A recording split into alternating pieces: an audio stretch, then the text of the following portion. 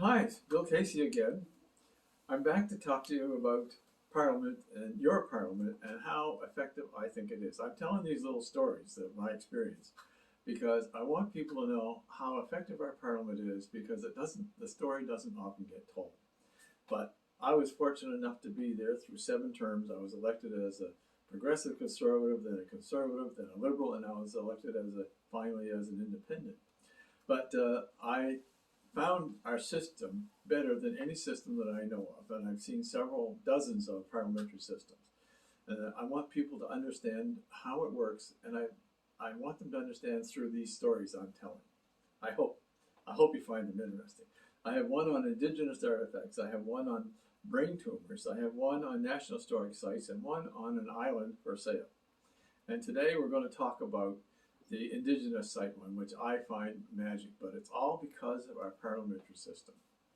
Story starts in my riding of Cumberland, Colchester. I was at Millbrook First Nations one day, and I was in the Cultural Centre there talking to Heather Stevens, the curator, and she was showing me around some of the artifacts. And we came to this glass case, and it had a robe and some slippers and some other regalia, ceremonial regalia in the glass case. And I was admiring them, and she said, well, those aren't the originals. I said, what do you mean? She said, the originals are in a museum in Australia. And I said, what do you mean? And she said, she gave me the story that an English a government official had purchased brand new regalia, or a Mi'kmaq artisan, in, I think it was 1843, and took them with him wherever he went. And eventually he was moved to Australia. And when he passed away, he left them to this museum in Australia. And although there had been several attempts to try to get them back, the museum in Australia wasn't interested in parting with them. They were just like brand new and in perfect condition. And this is what we're talking about here. This is the regalia on display at the Millbrook Cultural Centre. But it's not the real one. These are copies. But even the copies were nice. But anyway, so when I went back to Ottawa, we talked about it with my staff. And when I was in Truro at the Millbrook Cultural Centre, I asked Heather if the federal government has a process to help them get their artifacts back if there are some available. And she said, no, there's no help. And we're on our own. And Millbrook is a small First Nation community, probably 1,500 to 2,000 people, and they just don't have the resources to do negotiations and deal with other governments and things like that. So when I went back, I met with my staff, and Joel Henderson, my executive assistant, said, why don't we draft a private member's bill to ask the government to create a process and a structure to help small Indigenous organizations or communities in Canada, help them get their artifacts back if they're available. Well, I thought that was a really good idea. And so Joel and I worked away at it, and he really wrote up the legislation, a private member's bill. We consulted with museums and First Nations right across the country. We didn't want to have anybody come back and say they weren't consulted. We consulted with First Nations museums. We consulted with Indigenous senators, members of Parliament, museums and groups right across the country to make sure we didn't miss anything. Well, the day came, we got it finally drafted, and I tabled the private member's bill in the House of Commons. When you table a private member's bill, you can talk about it for about 2 minutes. There's no real limit, but you can talk about it for 2 minutes. Now, a private member's bill is a bill that a private member, a backbencher, can bring forth to Parliament for consideration to see if it would pass. Now, there's private member bill on brain tumor organizations, on financial issues, and all kinds of different things. My private member's bill was drafted to ask the government to establish a structure to help First Nations bring back their artifacts if they're available. And again, we get to talk about the private member's bill for just a minute or two when we table the bill. And we tabled the bill. And during that just 2-minute introduction, I told a quick story about the robe and the regalia in the museum in Australia. I didn't have any intention of getting that back. That wasn't the target of the bill. The bill was to create a structure. 2 weeks later, I had a call from the Australian embassy, and the ambassador asked to meet with me. I expected it was a courtesy call. I didn't have any idea it was connected with anything. I thought it was just to talk about possible trade issues between Nova Scotia and Australia. Often ambassadors do this. They have a meeting, they talk about different things to try to find common ground. Her Excellency Natasha Smith was her name. It was the ambassador's name. And when she came in, we sat down in my office and we were just chatting. And all of a sudden she said, I've been in touch with the museum in Melbourne and they're prepared to repatriate the robe and regalia to Millbrook. I said, pardon? And she said, yes, they're prepared now to repatriate the robe. I said, how much? And she said, no charge.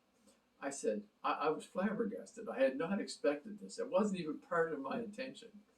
But somebody at the Australian embassy was watching the parliamentary channel and heard me talk about the robe in the Australian Museum. And they took steps. The ambassador herself contacted the manager of the museum and got agreement to repatriate the robe. Well, I just couldn't believe it. I was so grateful. And then I said to her, I said, why are you doing this? And she said, we want our artifacts back too. We have a very vibrant Indigenous population in Australia. Many of our artifacts are spread around the world. We want our artifacts back. But if we want our artifacts back and expect people to send them back to us, how can we say no to you? I said, perfect answer. But anyway, I learned right then how important Indigenous artifacts are to other countries, not only Canada. And I actually, this whole thing, it's amazing what happened, because this whole story got written up in a Chinese magazine. I know it's about the robe because my picture's in it, but I do know that's what it's about. It was also written up in the Netherlands, in a Netherlands magazine. We were consulted or asked about our bill from people all around the world. Even the British Commonwealth Museum Society contacted us, asked if they could use our bill as a template for the same thing in their countries, in the Commonwealth countries, and I said, well, of course you could. Anyway, the bill came to committee. Heather Stevenson and I both testified at committee about the value of the bill and how important it was to Indigenous people to get their artifacts back so that their young people can understand their heritage and their culture and start to make the same artifacts that they made in the 1700s and the 1800s. The committee was great. They didn't ask for any changes, and so the bill came back to Parliament, and it was voted unanimously to pass in the House of Commons. But again, it's the power of your Parliament.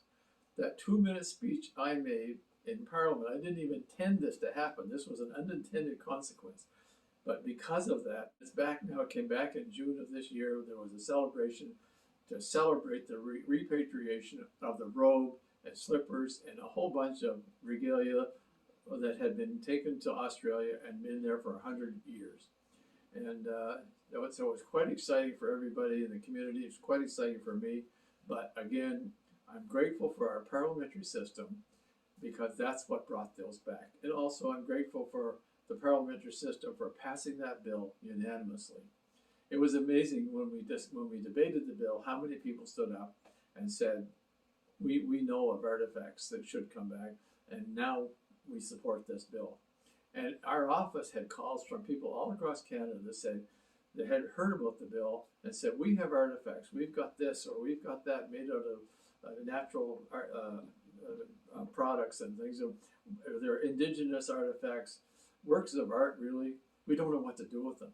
So we were able to redirect them on how to get some of those artifacts back to their proper owners. But so it was very rewarding, a very rewarding experience. We just started with a little visit to the Millbrook Cultural Centre and a chat with Heather Stevens. Heather Stevens actually flew to Australia and met with another First Nation young woman there, and the two of them worked this deal out to get the artifacts back in perfect condition, and now they're on display at Millbrook.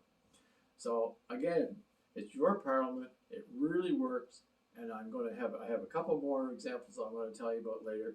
I want on an island for sale and one on brain tumors, and we've done one on historic sites, but it's the system that really works, and you don't often hear about our parliamentary system that works really well, but it does. Thanks very much, and have a great day. I had a wonderful career in politics. I was elected 7 times. I served in government, I served in opposition. I served under 6 prime ministers, and that is an education in itself. And if you are an aspiring politician and I can help you with your challenges and what your goal is, I would love to do it. I really believe in our process. I believe in the ability of a member of parliament to affect change, help the community, and serve in a very positive role. Contact me today.